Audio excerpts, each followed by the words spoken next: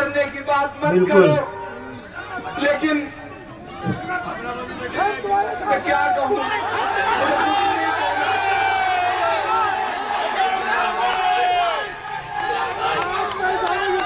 इतना कह रहा हूँ कि मैंने तो अपनी जिंदगी वक्फ कर दी। मैं पिछले 8 साल से 10 साल से आपके लिए लड़ रहा हूँ, लोगों के इल्जामात झेलता हूँ, लोगों के ताने सुनता हूँ। मैं चाहूँ तो जुल्फ़ और लबोरस्तार की शायरी करके भी वही इज्जत कमा सकता हूँ, लेकिन मैंने अपना खून दिया जंतर मंतर पे अपनों के लिए। जब मॉब लिंचिंग के शिकार हमारी बात सुनने के लिए तो आप सभी का दिल से धन्यवाद जी। और आप जानते हैं हम किस मकसद से आपके बीच में आए हैं। लोकसभा देखिए, वीडियो के शुरू में आपने छोटी छोटी 2 क्लिप देखी, एक शायर इमरान प्रतापगढ़ी की और एक सांसद इकरा हसन की। दरअसल ये दोनों वीडियो 4-4 मिनट की हैं, यानी 4 मिनट की वीडियो इमरान प्रतापगढ़ी की है और 4 ही मिनट की वीडियो सांसद इकरा हसन की है। ये जो दोनों वीडियो के अंदर आप दोनों को रोते हुए देख रहे हैं, दरअसल ये अपने लिए वोट मांगने के लिए गए थे। इमरान प्रतापगढ़ी जब मुरादाबाद से इलेक्शन लड़े थे तो उस वक्त जो लोगों को जो है वो पैगाम दे रहे थे, तो पैगाम देते देते उनकी आंखों से आंसू निकलने लगे थे, यानी वो रो रहे थे वीडियो के अंदर, आप देख सकते हैं। और वहीं दूसरी तरफ सांसद इकरा हसन जब वोट लेने के लिए गई, वोट मांगने के लिए गई, तो उनकी आंखों से भी आंसू निकले हैं। उन्होंने इन वीडियो के अंदर क्या कहा है वो सारी हकीकत आप खुद ही सुन लीजिए। चलिए दोनों वीडियो को आप मुकम्मल देखिए। आज अगर तुमने उसे ठुकरा दिया तो आने वाली सदियों में जब तुम्हारे बच्चे तुमसे सवाल करेंगे कि एक तानाशाह मुल्क को बर्बाद कर देना चाहता था, तब तुम क्या कर रहे थे, तब शायद तुम्हारे पास कोई जवाब नहीं मिलेगा। तुम्हारे बीच में पुड़िया छोड़ी जाएगी, तुम्हारे बीच में फतवे आएंगे, तुम्हारे बीच में ये समझाया जाएगा, लोग लगाए जाएंगे, टीम लगाई जाएगी, ये कहा जाएगा कि नहीं इन्होंने तो इनके लिए अपील कर दी, उन्होंने तो उनके लिए अपील कर दी। तो मुरादाबाद वालों सवाल जरूर पूछना कि अपील करने वाले लोग तब कहां थे जब जंतर मंतर पर नजीब की मां चीख चीख करके कह रही थी मेरा बेटा कहां है। उनसे पूछना जरूर कि ये अपील करने वाले लोग तब कहां थे जब ट्रेन में हाफिज जुनैद को जब्त किया जा रहा था। ये अपील करने वाले लोग तब कहां थे जब 85 साल की दोनों आंखों की नाबीना मां पहलू खान की चीख रही थी, तब कहां थे ये लोग। पूछना जरूर। मुझे तुमसे सवाल करना है, मुझे तुमसे ये कहना है कि ये फतवे, ये अपीलें, ये पुड़िया, ये पर्चे, इनसे उबर जाओ। इन्होंने तुम्हारा बहुत नुकसान किया है मुरादाबाद वालों, मेरे अपनों। ऐसे लोगों को चुनो जिन्हें पार्लियामेंट में पहुंचने के बाद इस बात का खौफ न रहे कि पार्टी क्या सोचेगी, हमारा नेता क्या सोचेगा।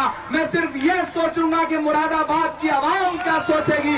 मेरी जवाबदेही मुरादाबाद के लिए है, मेरी जवाबदेही किसी और के लिए नहीं रहेगी। मेरी जवाबदेही सबसे पहले मुरादाबाद की आवाम के लिए रहेगी।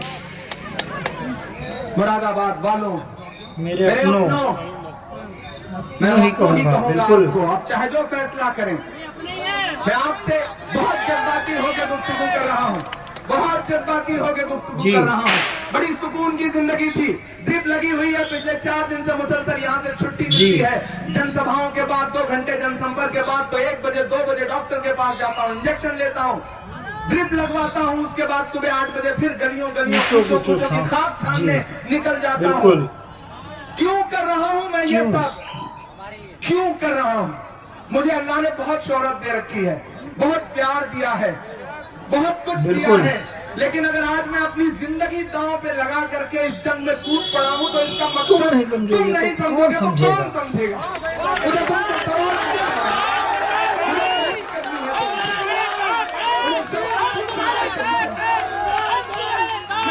सवाल नहीं,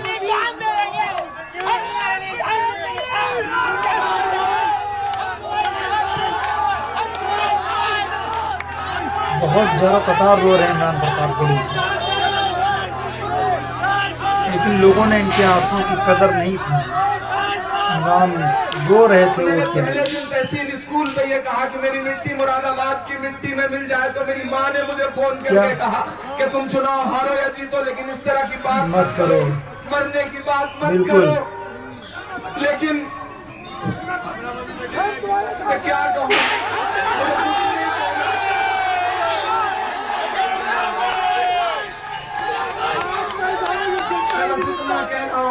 कि मैंने तो अपनी जिंदगी वक्फ कर दी। मैं पिछले 8 साल से 10 साल से आपके लिए कर रहा हूँ, लोगों के इल्जामात झेलता हूँ, लोगों के ताने सुनता हूँ। मैं चाहूँ तो जुल्फांचल और लबोरुख्तार की शायरी करके भी वही इज्जत कमा सकता हूँ, लेकिन मैंने अपना खून दिया जंतर मंतर पे अपनों के लिए। जब मॉब लिंचिंग के शिकार लोग 50 से ज्यादा तुम्हारे लहूलुहान लोग मारे जा रहे थे, तो पूछो कि ये लोग पार्टियां कहाँ थी, ये नेता कहाँ थे, कौन जा रहा था पहलू खान के साथ, कौन खड़ा था नजीब की माँ के साथ, कौन खड़ा था अनुराग के परिवार के साथ। मैं कुछ ज्यादा नहीं मांग रहा हूँ, मैं बस इसी बात का तुमसे सिला मांग रहा हूँ कि अपनी आवाजों को बचाओ। बहुत चंद लोग हैं जो तुम्हारे लिए लड़ रहे हैं, अगर उन्हें भी नहीं बचा पाओगे तो कल कौन बोलेगा तुम्हारे लिए। दोस्तों, आपने ये पूरा वीडियो देख लिया, आइए सुन लेते हैं इकरा हसन जी अपने लिए वोट मांग रही। इमरान प्रतापगढ़ी तो वोट मांगते मांगते खूब रोए, फूट फूट कर रोए। देखते हैं इकरा हसन जी का अंदाज क्या है वोट मांगने का, उन्हें भी सुन लेते हैं जी। और आप जानते हैं हम किस मकसद से आपके बीच में आए हैं। लोकसभा का चुनाव है, आने वाली 19 तारीख है, साइकिल का हमारा निशान है और ये चुनाव बहुत महत्वपूर्ण है हम सभी के लिए, क्योंकि ये न सिर्फ देश का बल्कि हमारे यहाँ से जनप्रतिनिधि का भी चुनाव है। बिल्कुल। आपके जो यहाँ से माननीय सांसद जी हैं, उनका कार्यकाल हमने देख लिया। हर जगह से एक ही बात सुनने को मिलती है कि वो कहीं नहीं गए, किसी का काम नहीं हुआ। तो इससे यही पता लगता है कि जो डबल इंजन की सरकार का फायदा हमारे क्षेत्र को हो सकता था, वो उनकी कमी के कारण आप तक हम तक पहुंच नहीं पाया। इसीलिए आज हमारा क्षेत्र पिछड़ गया है। कोई कहीं हाईवे ज़रूर है, लेकिन ग्रामीण क्षेत्र का जो विकास होना चाहिए था वो नहीं हो पाया है। और हाईवे की भी बात यह है कि जब हम गाड़ी लेते हैं, एक रोड टैक्स तो हम तब देते हैं और बनने से पहले ये टोल टैक्स लगा देते हैं। तो ये तो खरीदारी का सौदा है, हम पैसे दे रहे हैं और हमें सर्विस मिल रही है जी। बिल्कुल। इसमें आपकी हमारी लाभकारी जो सरकार के जरिए हमें मिलनी चाहिए लाभकारी योजना, वो कुछ नहीं है। वो आती हमारे जनप्रतिनिधि के माध्यम से, लेकिन वो नहीं आ पाई। तो ये हमारे आपके विकास के लिए ये चुनाव है, हमारे संविधान का चुनाव है, देश की सरकार बनाने का चुनाव है, लोकतंत्र का चुनाव है। और मेरे पिताजी भी यहाँ से पहले जनप्रतिनिधि रहे हैं और वो बिना किसी भेदभाव के सभी का काम करते थे। उन्होंने कभी ये सीख नहीं दी कि किसी एक जाति का काम करें। अगर कोई उनके पास आता था, वो ये भी नहीं पूछते थे कि वोट दिया या नहीं दिया, वो पहले काम करते थे और बाद में वोट के लिए कहते थे। तो मैं उनकी बेटी, आपकी सबकी बेटी बहन आपके बीच में आई हूँ और मेरे पिताजी ने हमेशा यही सीख दी है हमें कि कोई भी नेता हो या कोई जनप्रतिनिधि हो, उसकी कोई बिरादरी नहीं होती, कोई धर्म नहीं होता। और अगर वो किसी एक धर्म का पक्षपात करने लगे या किसी एक बिरादरी की तरफ झुकाव करने लगे, तो वहीं से नेता का पतन शुरू हो जाता है। मतलब नेतागिरी खत्म होने लगती है। और ये जनता के साथ ही उनके स्वाभिमान के साथ खिलवाड़ है जी। कि अगर कोई जनप्रतिनिधि किसी एक जाति के लिए, किसी एक वर्ग के लिए काम करे। ऐसा हमारे क्षेत्र में भी हुआ है और ये बहुत अफसोस की बात है। आप सब इस बात से वाकिफ हैं।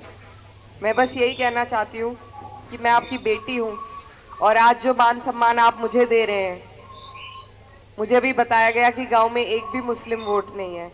तो ये जो मान सम्मान आपने मेरा बढ़ाया है यहाँ पे, इसके लिए मैं आपका दिल से आभार व्यक्त करती हूँ।